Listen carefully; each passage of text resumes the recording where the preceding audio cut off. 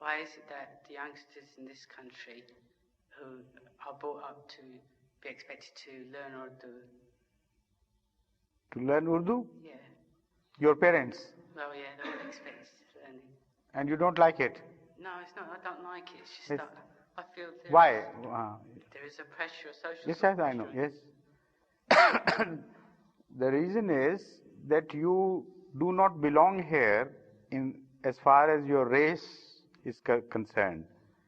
Racially, you are a different entity, and you have been given the status of a Britisher just out of courtesy of these people. Just a minute. Yes. So your social system is different, your religious concepts are different, and the whole way of life is different.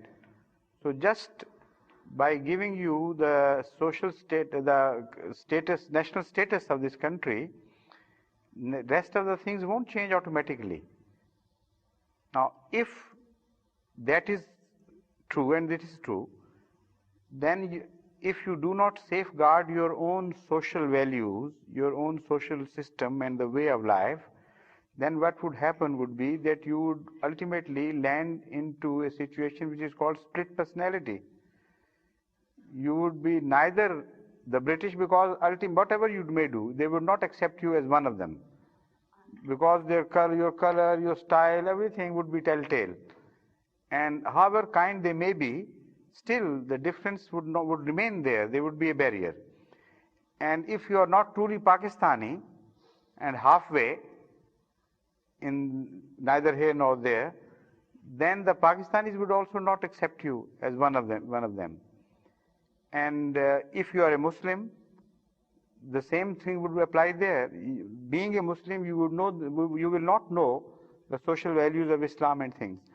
Now, people most often do not know that the language plays a very important role in safeguarding one's social values and religious values as well. If you know English only here, while living in here, then you simply cannot fully understand and absorb the Oriental values which are your background in reality. There will be a complete insulation between you and your social systems.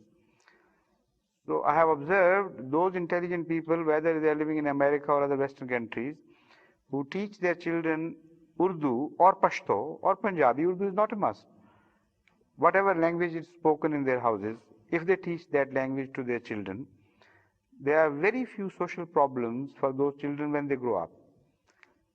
If they do not teach them in the childhood and try to impose that language later on, already the damage has been done, and they find them in a situation where they don't want to compromise with their older values. And such questions as is asked by you, they are asked by everybody else as well. So, the thing is that you can't appreciate, you might have the language, but I really won't really know my culture in Pakistan or anything, because I don't know its history, I don't know its identity. See, all I know is that I belong to Islam. Now, that is exactly what I am pointing out. That's enough for cultural background, but it isn't enough. No, that is exactly what I am pointing out. Yeah. The main reason why is that you don't know Urdu much, as you should have known. Yeah. While you were a child, your parents should have looked to this problem then. Yeah. Already they are too late. But see, the thing is, I might be too late to learn Urdu, but I speak sort of like in between at home, where I speak a bit of Urdu and a bit of English mixed in, because I don't know some of the words and everything. There's no harm if you speak mixed things, mixed languages. There is no harm. The language is not the master of people. Yes, language is a servant to the people. And if you are learning some language for a noble purpose, in the process of learning, you may find yourself in facing some difficulties, or in awkward situations occasionally. But that doesn't make any difference at all. You should be courageous and noble enough to face such things. Yeah, but why should I, when I've been brought up in this country, to be brought up and be faced with Western Ask society? your parents, not me. But I'm asking you, why is this pressure? I mean, this is a situation where your parents are responsible, Yeah. not myself.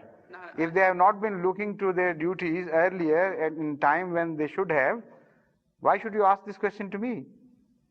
Because ultimately I'll have to ask them. Well, you see what I've asked my father this, and he's given me the reply that it's to help you to read Promised Messiah's books, because you don't get most out of it from reading them in English or anything. And the best, No, but that is the general reply which the parents offer to their children, but that's not enough. That's not fully convincing. The fact is that many an Englishman who becomes an Ahmadi, many an American who becomes an Ahmadi or a German has the same problem. But there is a difference which I am pointing out. Their social background is German or American or English. And there is no problem for them, their identity, their internal order, psyche, etc., they are all safe and intact. But a person who does not truly belong to a people and who has been given out of sympathy that status, he would positively face a situation of internal split, one time or another. And to save this, it is always better for him to fully realize where he belongs. Now the question is, why he came? Because of financial problems, financial difficulties. And living in those poor countries with this knowledge which your parents, I mean generally speaking, most Ahmadi parents have, the financial standard they would attain would be much lower than here. And the facilities available for the upbringing of children, materialistically speaking, in schools and teaching and everything, they are much higher here. So they naturally are attracted towards such countries where they can gain more for their future materially.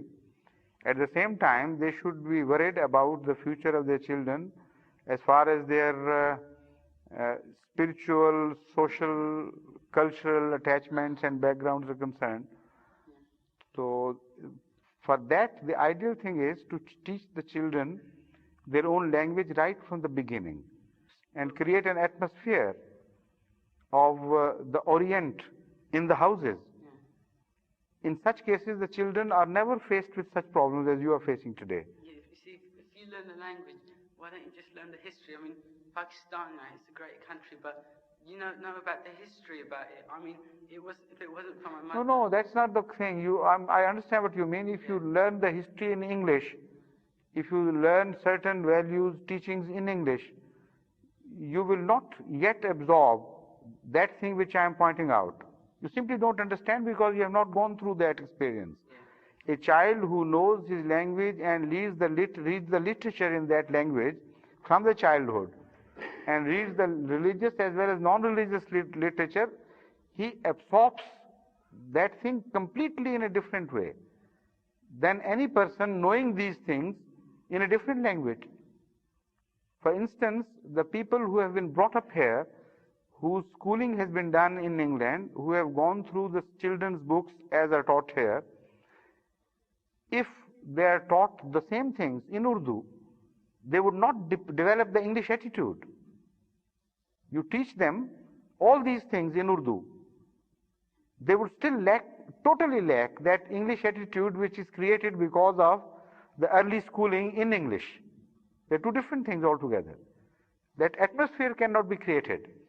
But the language, if it's truly taught at the right age, that is responsible for the creation of that atmosphere and that inclination of the mind, which is an inward phenomena, which makes you truly either in Oriental or the Occidental. So that having been lacking in your case, you have developed in a situation of puzzlement. You don't know where you truly belong. And when such efforts are made by your parents, you try to resist those efforts. You say, I'm not convinced. But you see, the thing that I feel that is my culture is Islam. That's the only thing that I share that is universal, you see. Because but what is culture, the culture of Islam? It's, why is... You don't know? No, Yes? It's very, This is what the I whole mean. point is that we share an identity of being This is just, this is just you are trying to justify yourself against your father's wish. That's all. You don't know your culture, you don't know those values, and you just want to wriggle out of this problem of reading Urdu and paying attention. That's all. But what use is it to me that knowing That is what your father has done already. That damage done to you. This is what I was saying. If you grow up in that situation, then you don't understand why this. Already you have adopted a system, a way, which will not be of any benefit to you in future. That I assure you. Don't learn Urdu if you may not, if you don't want to, but you will not be an Englishman, that I must tell you now. You will always be rejected and relegated to a second place situation, citizenship here in the country, even if you enjoy the full benefits of the law. So it's up to you to decide for your future.